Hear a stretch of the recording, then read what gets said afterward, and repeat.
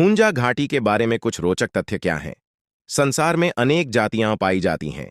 ऐसी ही एक जनजाति हुंजा पाकिस्तान के कब्जे वाले कश्मीर में गिलगित बाल्टिस्तान के पहाड़ों में हुंजा घाटी में पाई जाती है।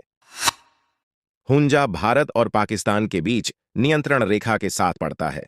इस गांव को युवाओं का नखलिस्तान भी कहा जाता है। हुंजा गांव के लोगों की औसत उम्र 110-120 साल है।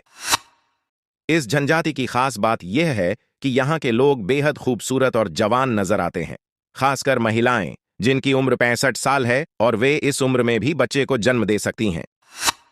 हुंजा गांव हिमालय पर्वतमाला पर स्थित है। इसे विश्व की छत भी कहा जाता है। यह भारत के उत्तरी छोर पर स्थित है, जहां से भारत, पाकिस्तान, चीन, अफगानिस्तान की सीमाएं मिलती हैं। हुंजा जनजाति की आबादी करीब 87,000 है। ये जनजाति और इनका रहन सहन सैकड़ों वर्ष पुराना प्रतीत होता है।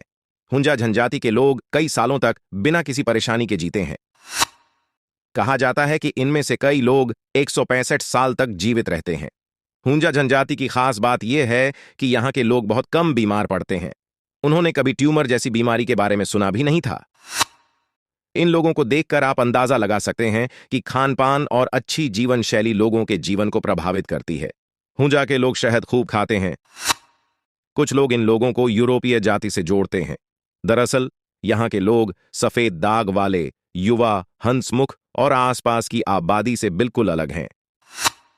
हुंजा के लोग शून्य से नीचे के तापमान पर बर्फ के ठंडे पानी में नहाते हैं। ये लोग वही खाना खाते हैं जो वे खुद उगाते हैं, जैसे खुबानी में जौ, बाजरा और एक प्रकार का अनाज, मेवे, सब्जियां और अनाज।